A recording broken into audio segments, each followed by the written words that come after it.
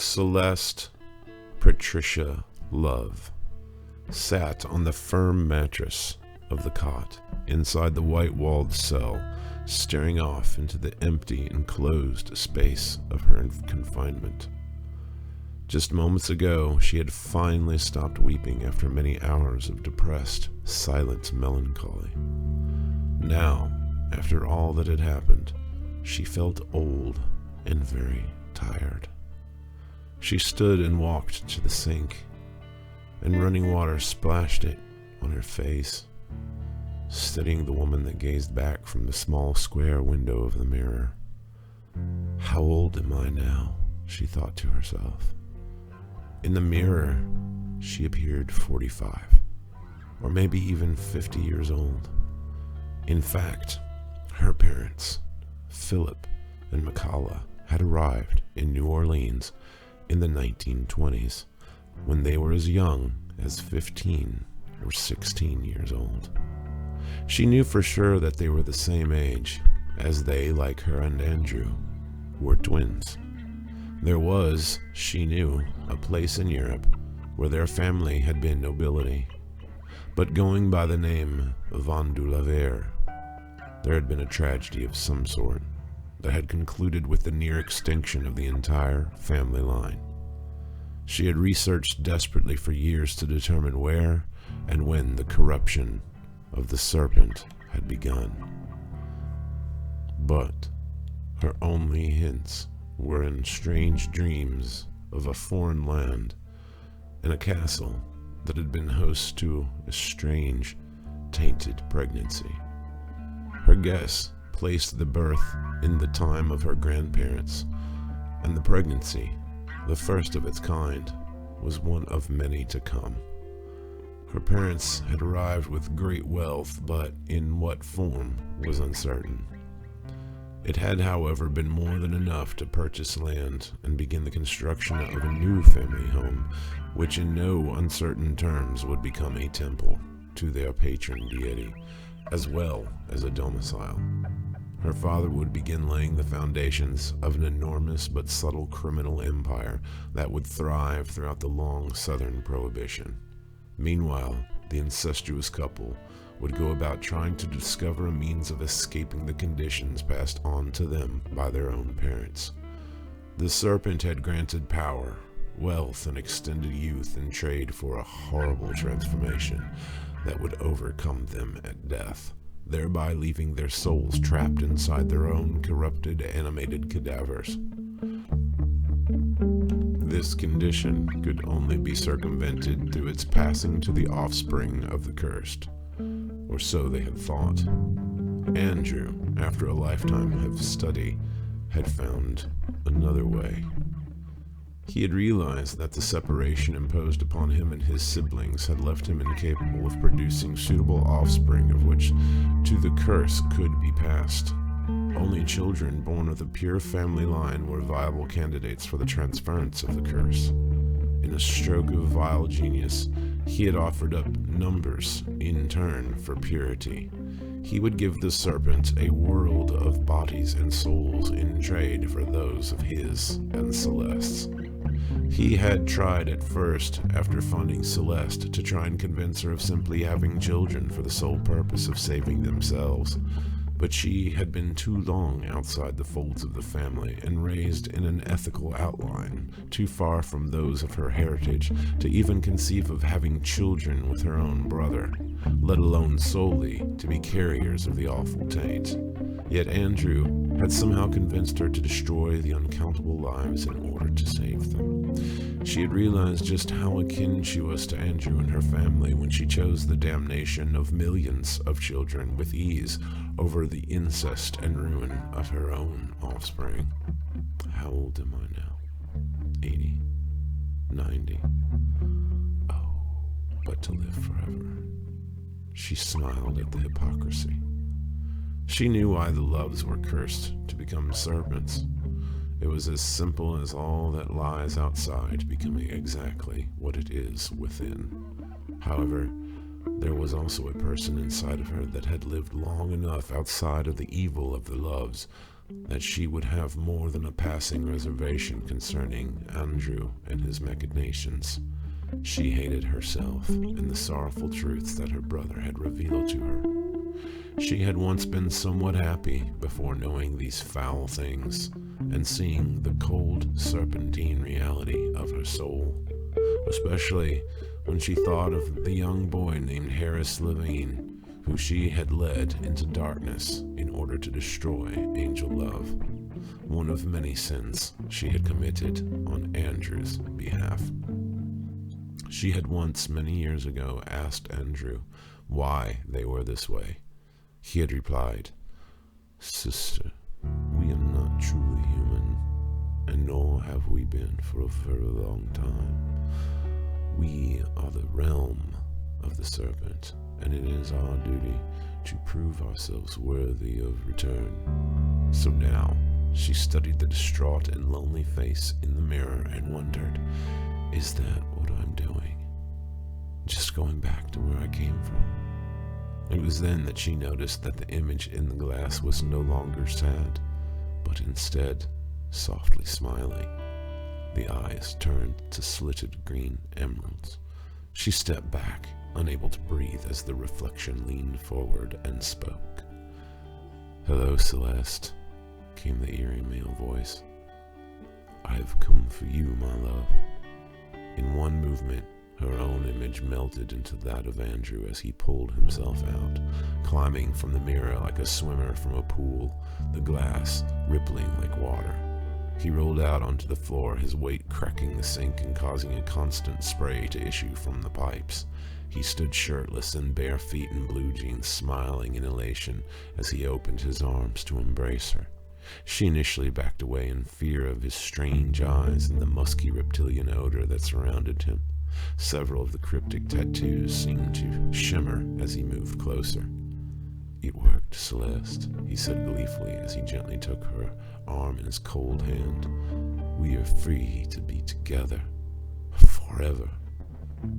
"What are you now?" she whispered as he wrapped his long arms around her lovingly. "I am better now. The impurities of the human condition have been removed so that I might be a more appropriate conduit for his power. He is ready to receive you now. What will I have to do?" "Just close your eyes," he whispered softly in her ear as he carefully brushed her hair back away from her neck. "What's it like?" she asked, feeling his breath brushing against the soft, vulnerable flesh of her throat. "There will be some pain, and then you will sleep. When you awaken, the world will be a completely different place, and you, a completely different being. Also," "Yes, what?" she asked, her heart pounding. "There will be some new dietary requirements." Before she could question further, his long fangs were buried deep in her throat. The mystic poison was pumping into her waiting bloodstream. All those years trading snakebite victims, and never once had she herself ever been bitten until now. She found it oddly ironic that she would suffer the bite of the most horrid viper, her brother. As she lay sick and dying, with the vile supernatural venom coursing through her body, she wondered if maybe she too had been deceived, just as Andrew had deceived so many others. Was it possible that all this had been a vast orchestration set about to further whatever goals her twin had devised? He was, after all, in so many ways a stranger.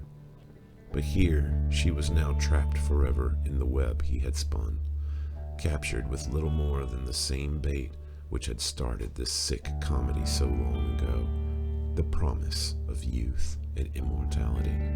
She would have laughed through the convulsive spasms that racked her body with the thought of what immortality with someone like Andrew would be. Pain, misery, and bloodshed, ruling over a world laid to waste, and the power to do anything with the will to do nothing. She had been raised in this world, and she had loved this world. As a child, she had played with friends with whom she fought, the same. She had a family who had loved her, and teachers who had both nurtured and hurt her. She was a creation of this world, and not the dark other world from which Andrew had emerged a monster. How could she have allowed all this to have spiraled so far down into the madness her brother had created? How could she have so easily lured a child into this darkness as she had Harris Levine? The answer was plain and pathetic.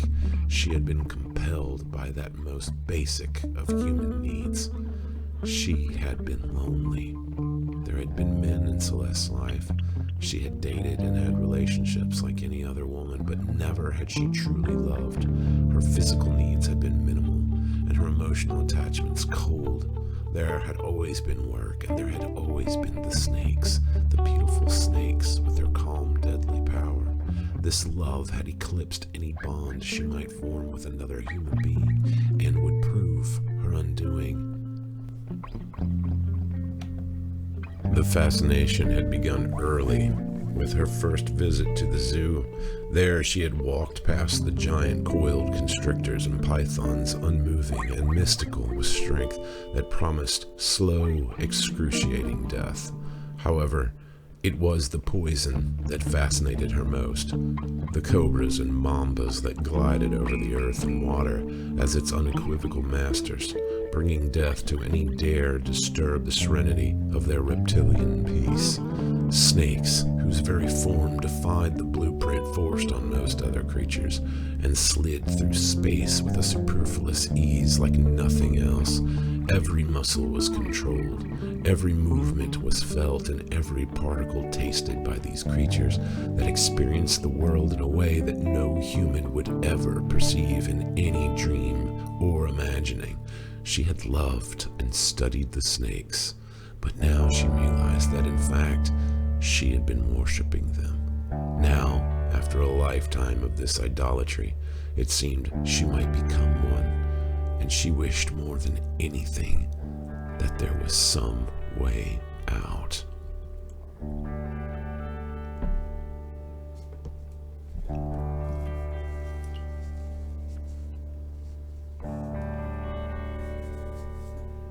The exterior fence of the prison was breached as scores of serpent dead clawed their way over, under, and through the fencing, as finally the power supply to the electrically charged fence shorted out. The guards and those police who had been trapped opened fire, but their volley did not even serve to slow the mass of half-slithering, half-crawling monstrosities. The seemingly subhuman things still managed to gain entrance to the interior via straggling guards desperately trying to get inside, being caught before the doorways were closed. Once within, they waited outside locked offices and cells, climbing across one another in anticipation. Prisoners watched in horror as the things piled atop one another outside their doors, reaching through the bars, hissing and biting as more gathered en masse within the day room and gym. Doug Peterson crouched behind his overturned desk with a rifle gripped solidly in his hands. The three boys huddled against the wall, shaking in terror as the things clawed at the locked office door, their hissing a constant audible white noise in the otherwise dead silence.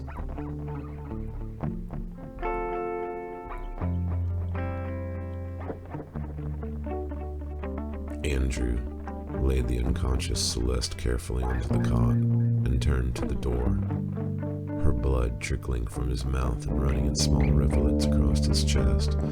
Raising his right hand, as if about to say an oath, several of the runes wrote upon his flesh radiated a bright green, and the sill door let out a beep and click before opening.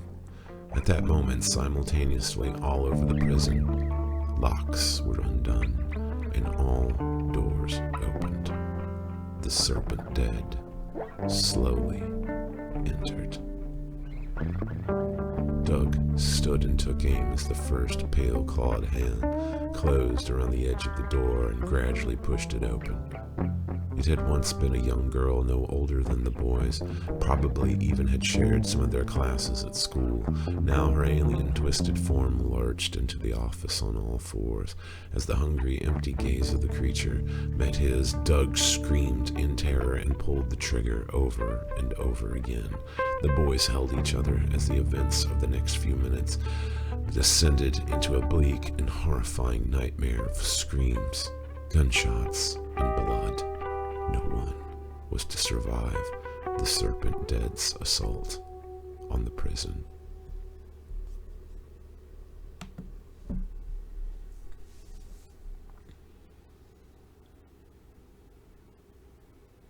Dylan awoke screaming, his hands flailing to fend off the attack of a horror now gone but for a searing memory.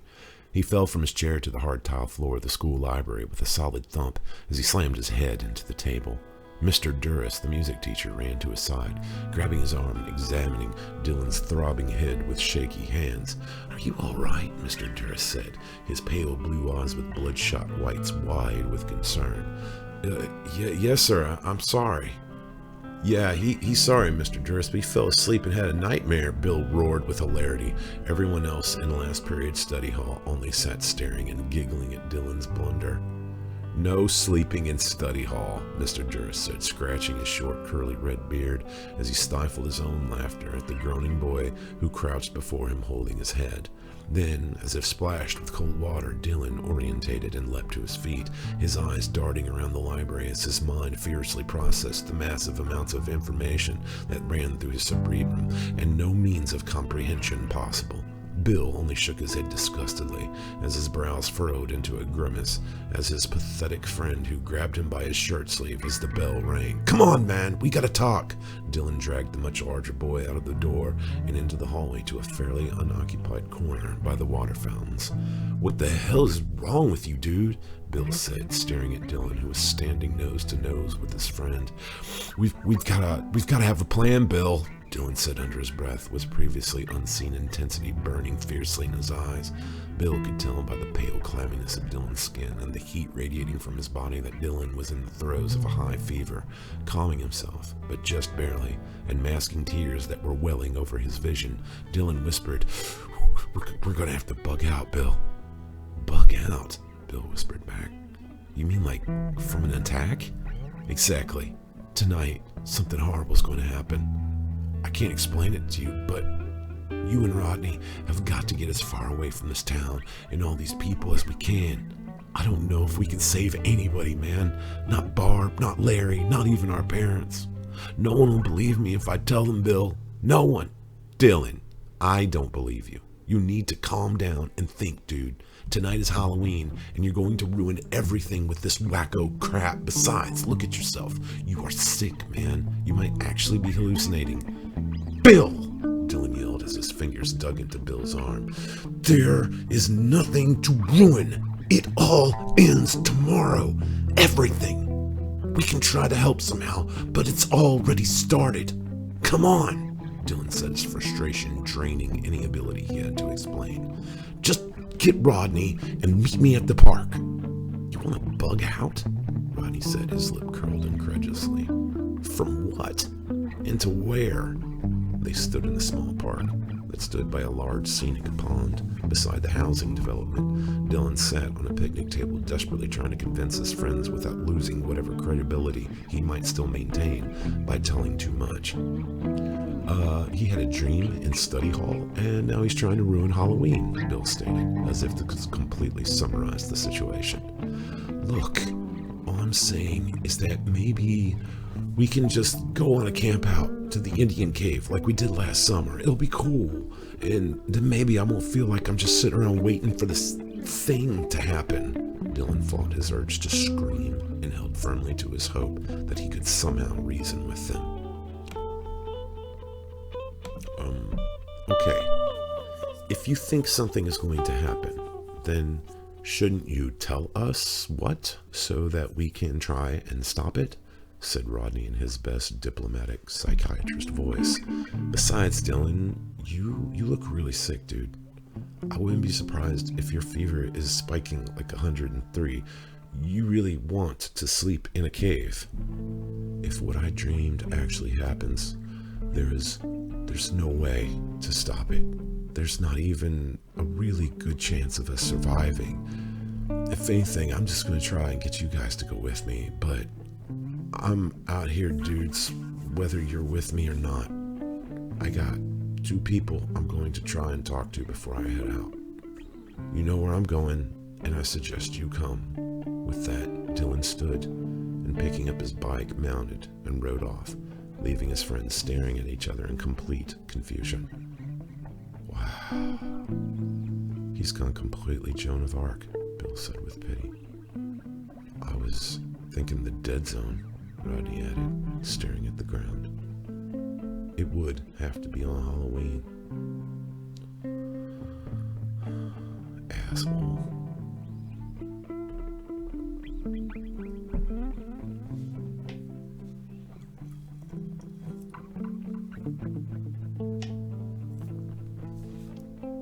Doug heard his doorbell ring and, lifting his bulk from the computer chair, made his way through the living room. He had been in the process of writing a profile of the Samhain online game for the Chicago Drug Task Force, but he was finding the research confusing and hard to put into a believable report.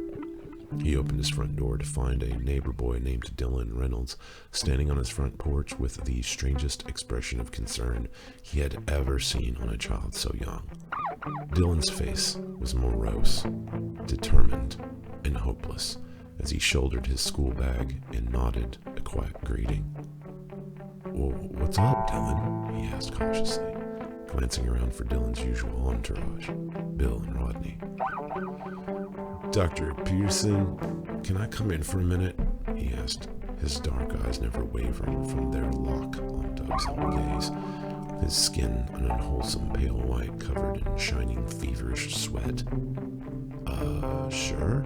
Come on in, Dylan," he answered, nervously touching the gray-brown waves of his thick beard. What can I do for you?" "Look, sir, I'm not trying to be disrespectful, but I only have a very small chance that I will be able to change anything." "Dylan, what are you talking about?" Doug was trying not to chuckle at the boy's desperate earnestness. "You have a new prisoner, don't you? A doctor, a woman doctor who might have killed people. She did something with the blood of people who died of snake bites." "Dylan, I don't know if your father's been discussing these things, but you know that they are considered confidential." She's tall and pale, with long black hair and green eyes. She looks like she's young, but she sounds old when she talks. She's in a cell by herself with a sink and a mirror over it. "Dylan, the prisoner you're talking about was transferred this morning to the psychiatric hospital in New Orleans. I signed the order myself, and you definitely are not privy to any of the information, young man. You've got to get her out somehow," Dylan said, his voice growing loud and panicky. "Dylan, what is going on?" Before the words had even left his mouth, Dylan had turned and opened the door, running to his bike, which lay on its side in the yard. "Dylan!" Doug watched as Dylan sped off, pedaling down the street towards his house. He rubbed his forehead in confusion, still wondering how Dylan had acquired so much information on Dr. Celeste Love. Dylan entered the house, and as he expected, it was empty. His parents had not yet returned home from work, and Barb was probably riding around with her dismal crowd of gothic punk friends. Even with the revelation that at least part of his vision was either wrong or simply misunderstood, Dylan felt a strong sense of purpose driving him. He walked directly to his sister's room and entered, studying every detail of his surroundings and comparing it to the remembered aesthetics of the dream. Everything was eerily similar, except that the TV she used as a monitor was frozen on an opening menu for the game, and not the half-submerged, snake-infested mansion he remembered. He studied the black background across which, in giant, dripping, blood-painted letters, the word Samhain was scrawled. At the bottom of the screen was a green bar with words below it saying, "Update almost complete." Seeing this, and knowing all too well what the update was, Dylan found himself flying into a rage like none other he had ever felt. Grabbing the flat screen from its wall mount, Dylan threw it to the floor where it smashed loudly in a display of sparks and cracking plastic. Next, his hands found their way to the hard drive, which he flung into the wall. As pieces fell, he heard a voice shout from the doorway behind him. He turned to find Barb, shocked and overly made-up angry face glaring at him as she yelled, but whatever words she spoke, Dylan could not make them out over the thundering fury he felt at the very sight of her. She was reaching for him, but Dylan found himself throwing out his arm as if casting off a blanket. Barb stopped in mid-motion as a wave of force crashed into her full-on like a gust of a solid, powerful wind that threw her through the doorway and into the wall across the hall. She sat on the floor, gasping for air that had been pressed out of her lungs, her eyes locked on her brother, who now stood unfazed, his eyes cold, angry, and glimmering with flashes of green light.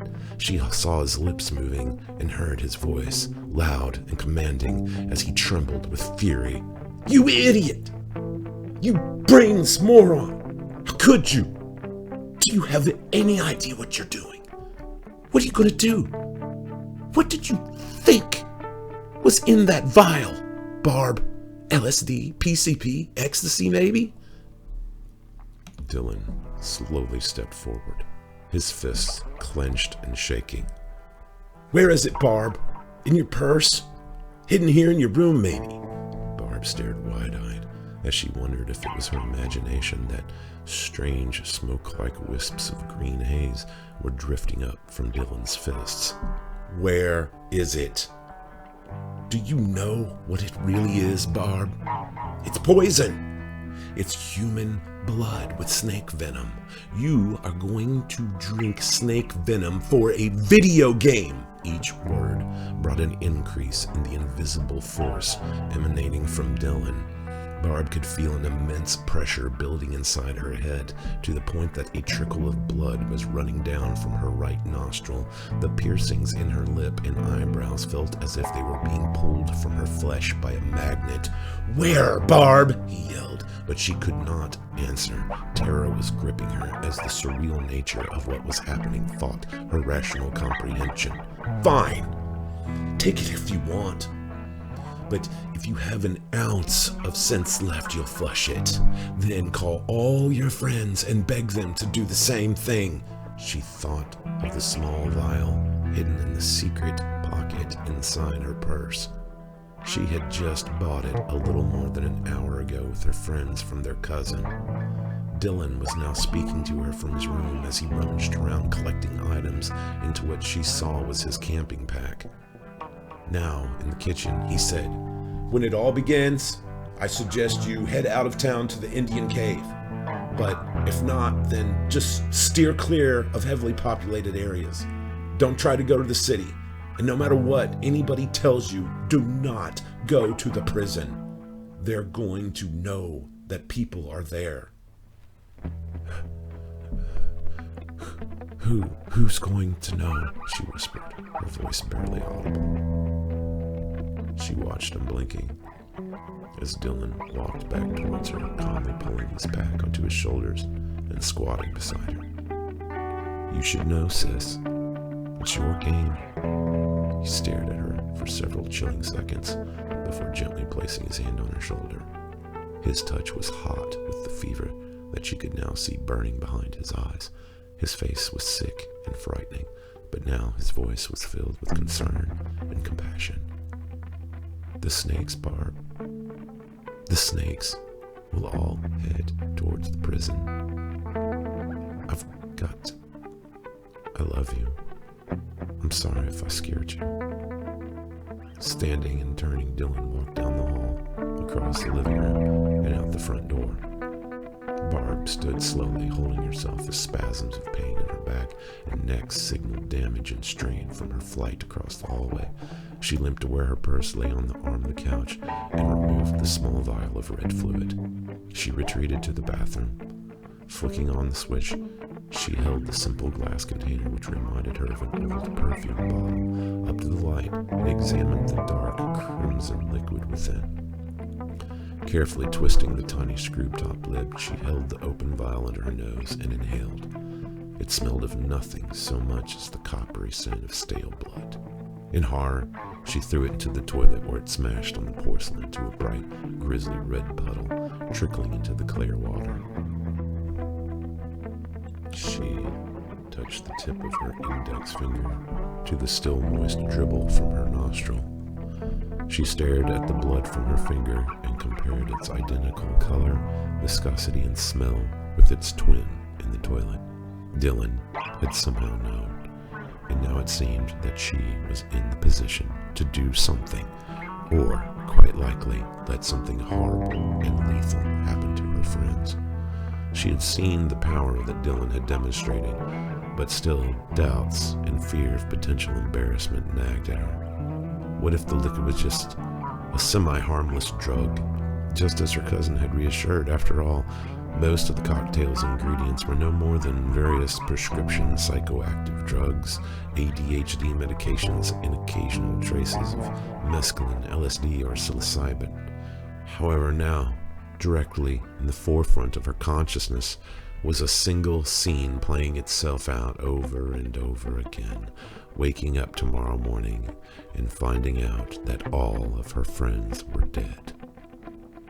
Quickly, she went to her parents' bedroom and, taking her mom's laptop, switched it on and began a search on snake venom. One of the first things to pop up was a bizarre news story about a doctor living somewhere near Springfield who had been arrested for harvesting the blood of snakebite victims. The story had broken earlier that week, but she and her peers had been so immersed in their gaming it wasn't unusual for them to be completely clueless of world events. Authorities suspected that what had begun as theft from natural victims had escalated over the past few years into the full-scale serial murder of numerous people so that their blood might be harvested for some still unknown purpose. The woman had been keeping a full-scale compound of venomous snakes at the remote and secluded farmhouse where she had been living for 2 decades.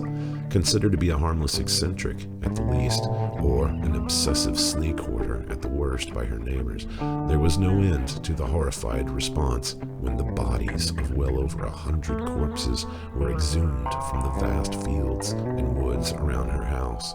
She was even found to have a specially altered piece of embalming equipment in the cellar of her house, which she had used to make expedient removal of the substance she sought from the victims.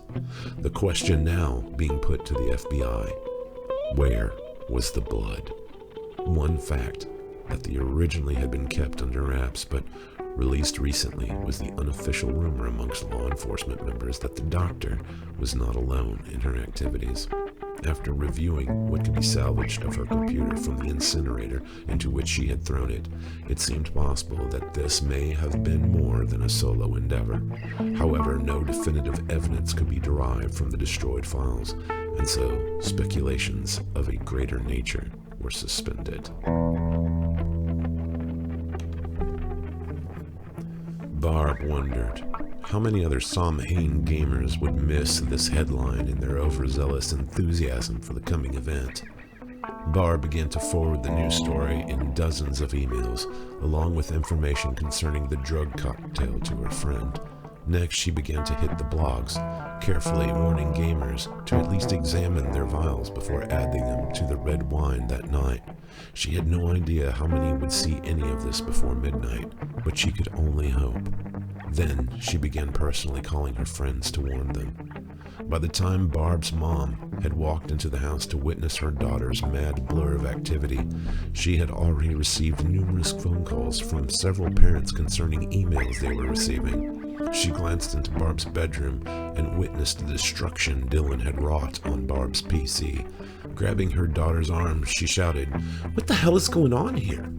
I don't really know, Mom," Barb retorted as dark mascara-stained tears slid one by one down her pale white cheeks. "But I think something really bad is going to happen, and there's no way to really stop it. I think all we can do is soften the blow or cushion the fall. I think we might have to run somewhere and hide." "What are you talking about? Where's your brother?" Barb stared down at the laptop and wondered how to answer. "Barb, honey, Did you take something? Some pills, maybe?" At that, Barb burst into sobs, crying in her mother's concerned embrace. Barb knew she was going crazy, but for the life of her, she had never been more certain in what she was going crazy about. Doug sat typing until he saw that he had received an email from Dylan's mom, Marcia. After opening it and perusing its contents, he was overwhelmed with a growing sense of dread as he read the attached message. The connection was so clear, and yet who would have believed it? Who could even imagine such a horrible and bizarre thing? What reason could any person have for concocting such a grandiose attack on the world? How many would resist and throw aside their vials despite the promise of an extraordinary drug-induced gaming experience? Doug immediately picked up his cell and began making phone calls, hoping that maybe, somehow, the FBI might be able to respond soon enough to stop the oncoming tragedy. Dylan pedaled down the blacktop against the push of the cold autumn wind. His legs ached with effort as armies of orange, red, and brown leaves rattled over the asphalt. A sad calm had settled over him, and the torturous doubt that had crept into his mind gnawed with uncertainty at whatever resolve had guided him to this point. However, the strange, alien energy that had surfaced during his confrontation with Barb had not abated. In fact, the tingling wakefulness in his chest had only increased in the hours that had passed. Now, seeing the sign that marked the entrance to the park, he pushed even harder against the strong gusts that made every revolution of his labor agony. The sky was a brilliant landscape of bruise-colored clouds against the vibrant crimson and pink of the falling sun. It would be a cold and miserable night alone in the cave, but he had matches, and he knew he could quickly start a fire at the mouth. The dream had warned him of the pattern the snakes would follow. Indeed, he had experienced for himself how they would seek out large concentrations of entrapped human beings. As he turned out of the wind and onto the long road that leaped through the park, he thought of all the people he had left behind. The thought was making him sick with a nagging guilt, but even this could not convince him to once more face the horrors from the vision again. He had died in excruciating pain and felt every detail of the attack up until the very end. This terror and his own need for self-preservation was propelling him onward. He found his way to the opening of the long path which led up the hill to the old Indian cave, as it had been known in the area for generations. It was said that local tribes would use the cave as a refuge during dangerous weather like violent storms and floods. Rarely did anyone journey any further than the entrance in modern times, but there was, below the hills, a network of caverns capable of sheltering hundreds. As Dylan began the climb up the leaf-covered trail, he heard a sound behind him. He whirled to see the headlights of a car rounding the curve in the near dark of twilight. As it pulled to a stop before him, he recognized it as his mom's Jeep Cherokee, being driven by his concerned, slightly smiling older sister, with his two best friends seated stoically and worried in the back seat. Dylan stood motionless as the vehicle ceased its nearly soundless murmur, and the trio stepped out. Dylan was without words or expectations of what was to occur next. "You still want to camp out?" Rodney asked plainly, holding out his long security guard flashlight as if it were an explanation in itself. "Your sister tells us that there is some weird crap going on," Bill said, walking around the Jeep, his sword slung across his back as if it were a permanent resident. "Well, we had a little meeting, and we decided that it was better safe than sorry," Rodney spoke as he unloaded the gear from the back of the Jeep.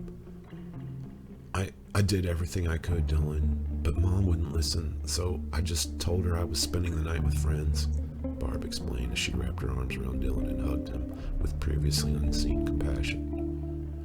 "We're all friends here," Bill laughed with his usual overly played machismo. "I'll share my sleeping bag with you, Barb, if you get cold." She rolled her eyes in response and looked down at Dylan, her face serious and pensive. "What is going on, Dylan?" "I really wish I knew, sis," Dylan answered, staring off into the woods. and fighting back the building tears of gratitude. "I'm really hoping it's nothing, though." Barb once more hugged Dylan, and this time felt the strange, warm buzzing she had experienced back at the house, as if an electrical current was coursing around her. However, now it was comforting and seemed to energize her with calm vitality. She closed her eyes and felt as if all her pain was a fire that was now being extinguished in cold, clean water.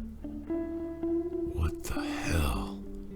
Bill's stunned voice breaking apart her bliss. She opened her eyes to see Rodney and Bill staring at them aghast, as if beguiled by some vision. It was then she noticed the otherworldly green haze was again emanating from Dylan and surrounding her entirely. As she stepped back, she realized that not only was it coming from Dylan, but the luminescent green light was also rising from her like steam after a hot shower when stepping into cold air. "Seriously," Bill reiterated, "what is going on here?" Neither Barb nor Dylan knew how to respond. Then, as fast as it had come, the light was gone, having receded back into their bodies as if hiding itself now that it had been revealed. "We better go to the cave," Dylan said as he wiped away a betraying tear. "It's getting dark fast." Without another word, he began trudging up the path, his head bowed in deep, frightened thought. The countdown had begun. In Dylan's dream, the game players had imbibed the poison sometime in the hours before midnight, or possibly right at the stroke of. It was now 9 o'clock as they sat huddled in blankets around a small campfire they had made at the mouth of the cave. Bill had brought a radio, which was turned into a news station, and Barb was perusing the internet for any unusual occurrences. Otherwise, no one spoke after Dylan had spent a half hour explaining fully what had happened in the dream. Rodney was roasting a hot dog on a stick over the fire, his eyes darting anxiously around the cave, as if he expected an attack at any moment. "So you find anything yet?" he asked Barb. "No. If anything's happening, no one's reporting it. Oh wait, listen to this. There are reports of a giant black wolf roaming the backwoods of Tennessee. There's even a picture. Here, check it out." She handed the phone to Rodney, who scrutinized the picture with his lips bending into a widening smile. "That's a horse. You can see 2 people riding on its back." "Let me see that," Bill intervened, taking the cell phone and staring at the digital image. "No, Roddy.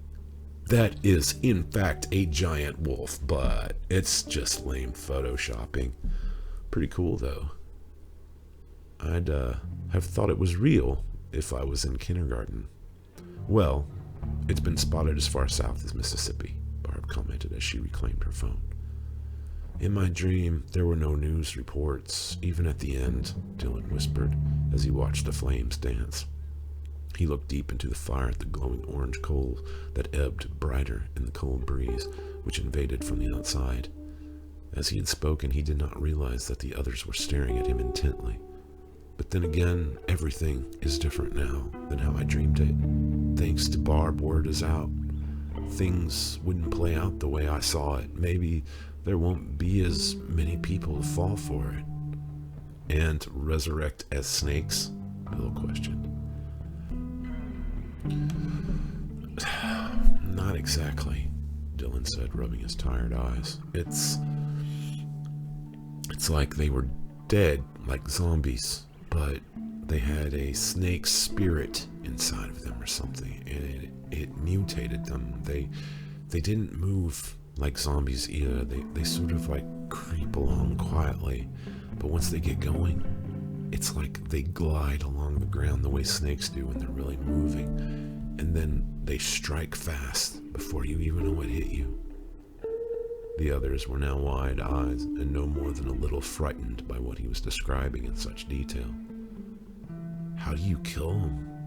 said Bill, breaking the awkward silence. "I'm not really sure. In the dream, you said that you cut off Larry's head, but you didn't think he was actually dead yet." Bill stared down at the sword that lay across his lap like a beloved pet. "You know Larry's a moron, but I would hate to have to go all Queen of Hearts on him." They all chuckled softly, but soon Dylan was once more gazing at the radiating embers. How did they get into the prison? Rodney asked softly, as he placed the blackened hot dog on a bun and took a bite. Dylan replied distantly, as if in a trance. Believe it or not, it was the guards. They went outside the security doors and started firing through the fence when there was only a few. And before they knew it, all the others had closed in. And when they ran for the doors, the serpent had followed. They're not exactly mindless, and they see opportunities and they use objects. The one that got inside Doug's office actually turned the latch on the door. They weren't just eating either. They were intentionally biting to spread the contagion. But they were being controlled. You mean the doctor? Rodney mumbled, his voice full of hot dog.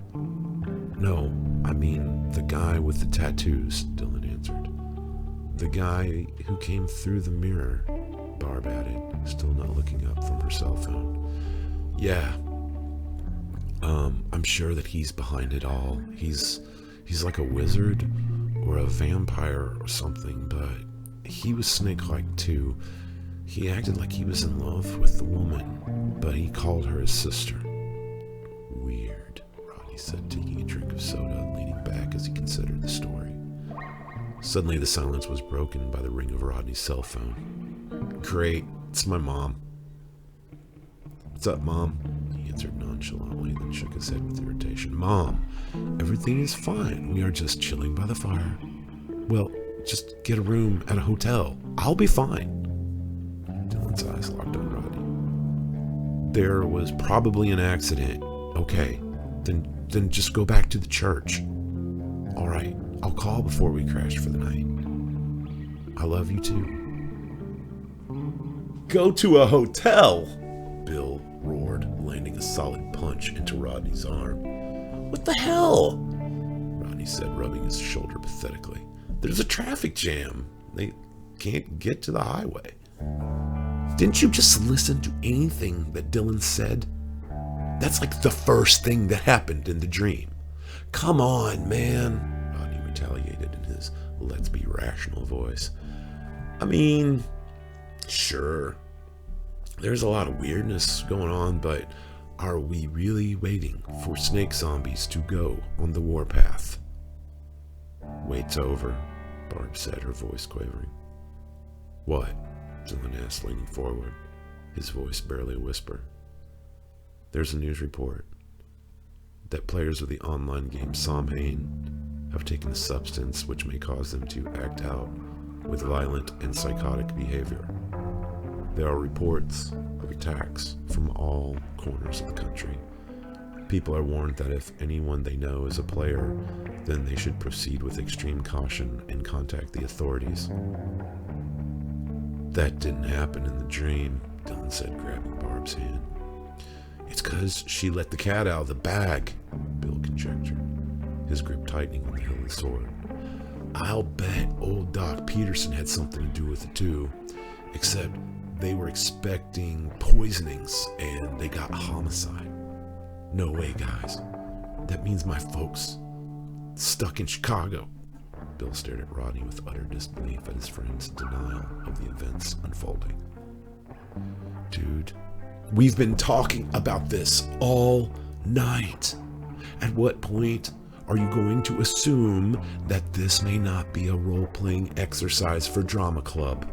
Rodney did not respond, for Dylan's sake. To explain would be only to say that he had thought that they were, of course, only patronizing Dylan in the course of whatever breakdown that it was that he had been experiencing. Even after witnessing the strange green light, it had not shaken his initial feeling that Dylan was delusional. Look, Dylan said, as he snapped from his deeper thoughts. Things could be totally different from the dream now. Barb has in fact given the world a heads up, and somehow the press picked up on it. We just have to hope. 'Cause either way, No one will listen to us, Barb finished, brushing a long strand of blue hair back from her round face. But Dylan's right. If this thing really happens, we have to stay away from highly populated areas, especially the prison. You know, there's a reason why people in paranormal research believe that places like hospitals and prisons are the most haunted, right? They are filled with psychic clouds of pain and negative energy. I wonder if it's not why those things are so drawn to it in your dream. Creatures like that can probably smell negative psychic energy like smoke from a barbecue. Well, if that is the case, then my parents will be safer at the church anyway, Rodney said, grasping immediately at the hope that this line of thinking was surfacing. I mean, they would avoid places like that. If a prison is a barbecue, then a church is a stinking pile of crap, right? It does kind of make sense, Bill conceded. It was Barb's phone that rang now, its ringtone a loop of an old Evanescence song. She took a deep breath and then answered. Hello, Mom. Yeah, we're okay. No, I'm not playing the game. No, I'm not high. Look, Mom, just listen. I'd feel better if you would just lock up in the house and go to the basement. I can't come home right now, Mom. It may not be safe. It might be dangerous out in the streets. Just turn the lights out and make like no one's home, all right? He's right here. I found him. He's all right. Here. She held out the phone to Dylan, who spoke without taking it. Hey, I'm okay, Mom. Just do what Barb said. His voice was shaking as he heard his near hysterical mother's voice yelling through the phone. I love you too, Mom. Tell Dad I love him too. Just do what Barb said, please. Barb placed the phone back to her ear and once more tried to comfort her mother. Assuring her that she would call again later, she finished the conversation and sat holding the phone thoughtfully. Do you want to call your parents, Bill? She said, offering him the phone. I already said all I could before I left. Mom was already gone to the clubs, wouldn't answer her cell. Larry wouldn't listen to anything I said, idiot. As for Dad, I don't even know where he is. But you tried to tell Larry? Rodney asked, sounding surprised. Of course. I tried to warn him. But he's a moron. He said I should mind my own business. He's probably chugging venom as we speak so that he can have a great game tonight. That's how I know that if Dylan's right about the cocktail, you could still expect snake monsters galore. Why do you say that? Barb asked, her mouth a trembling pout.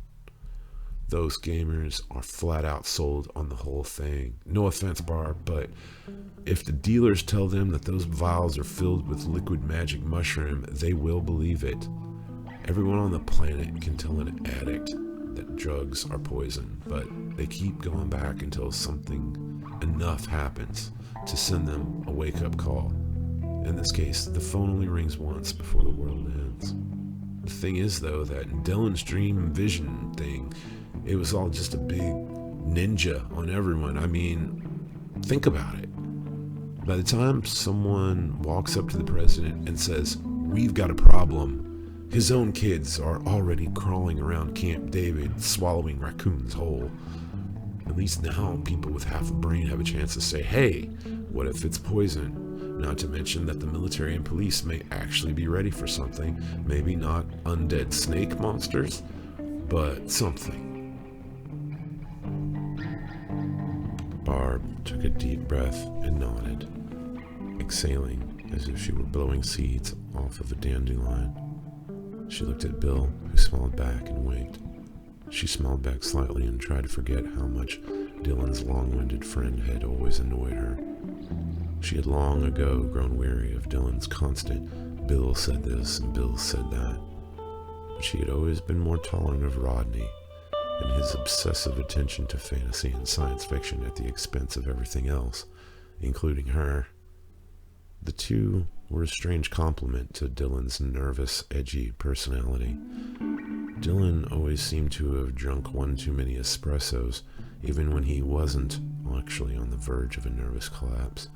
Right now, though, it was obvious to her and the others that Dylan was not nervous.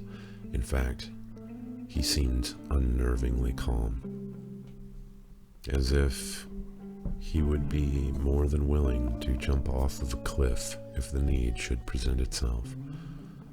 Moreover, they could not fathom that Dylan had, by his own perception, died only a few hours past, thereby experiencing a time of such terror and horror that other concerns now seemed trivial and futile.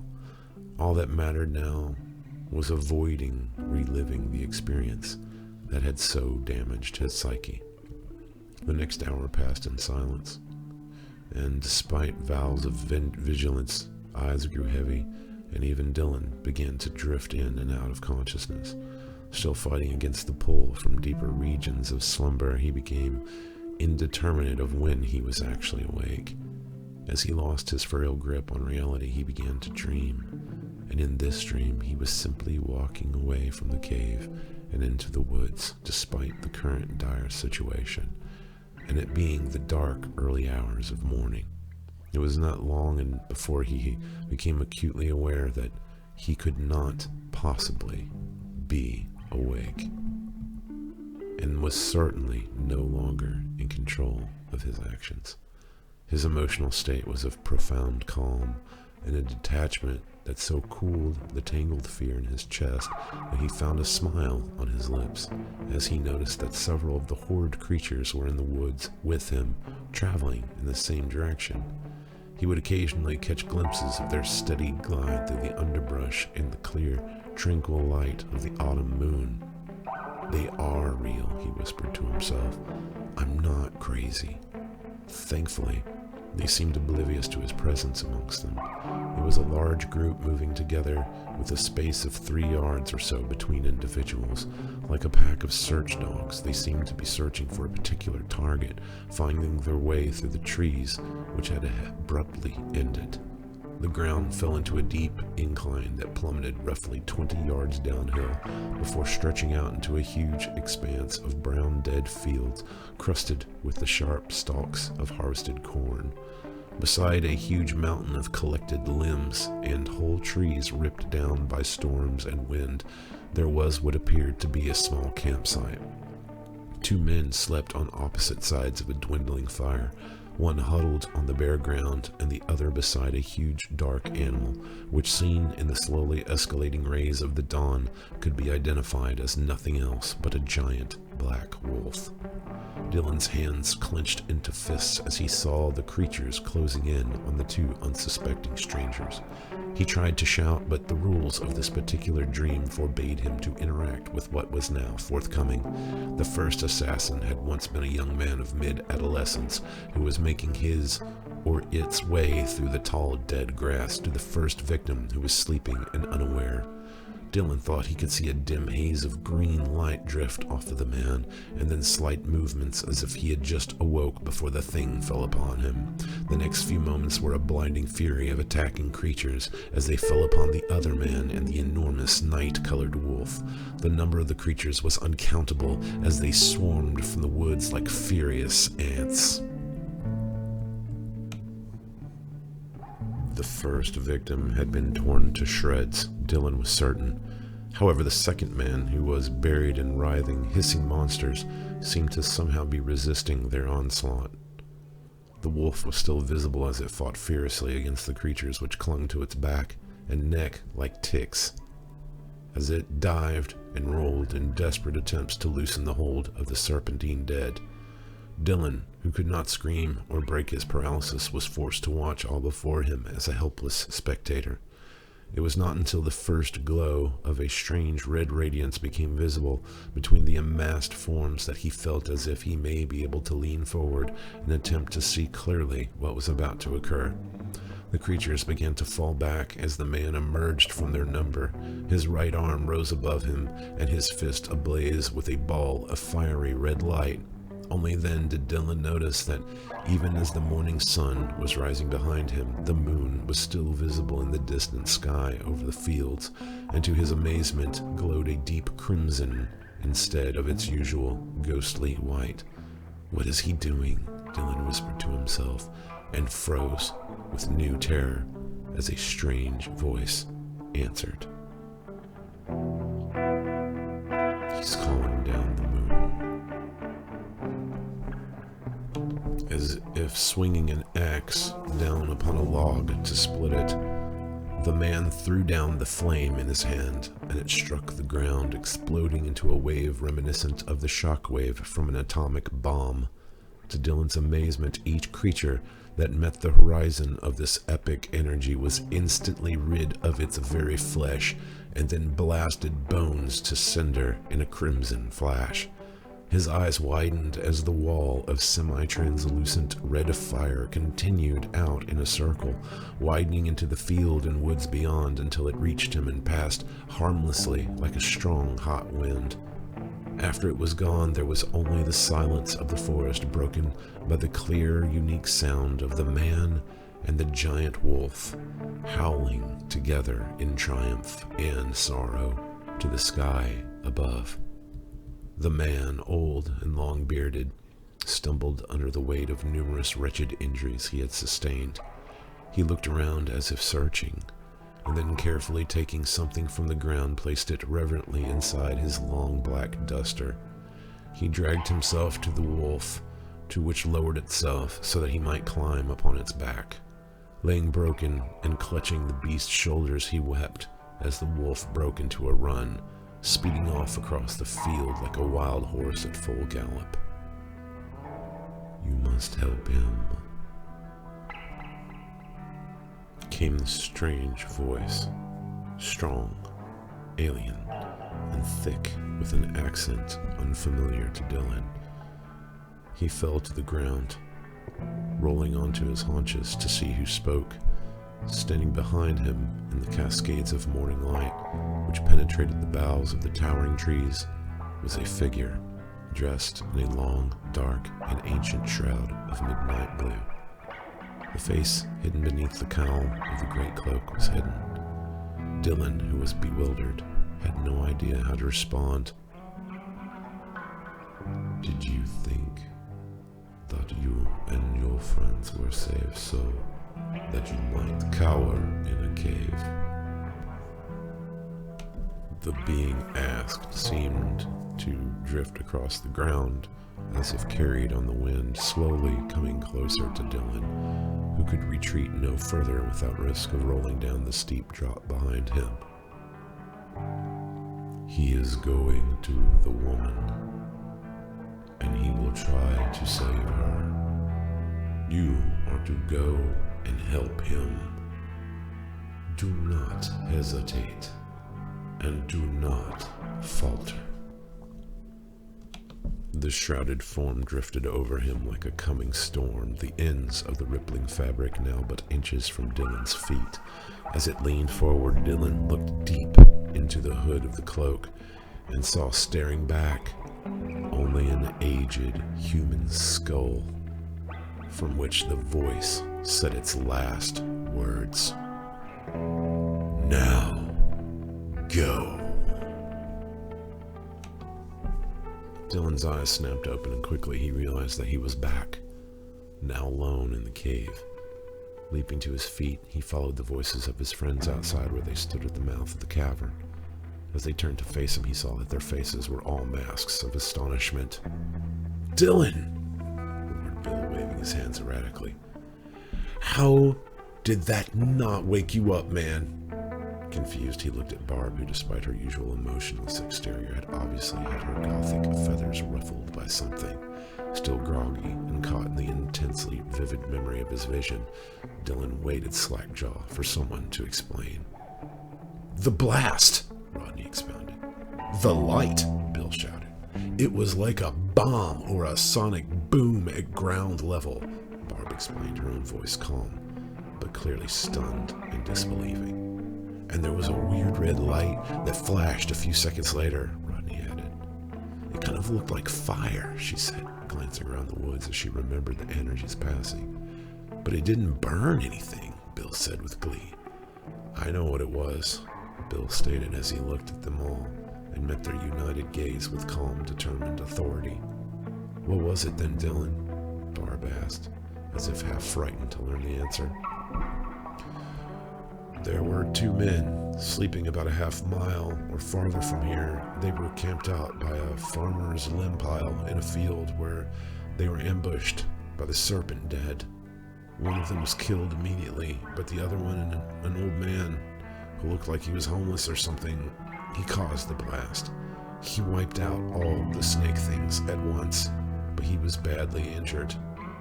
Did you dream that, Dylan? Rodney asked without any trace of cynicism. Dude, it was like I was there, and this thing was talking to me. It said that we have to help the old guy. A thing? Barb questioned with raised, pierced eyebrow, her expression clearly saying, do I even want to know? A giant shrouded skull that looked like the Grim Reaper, Dylan answered, seeing no point in trying to make his vision more palatable.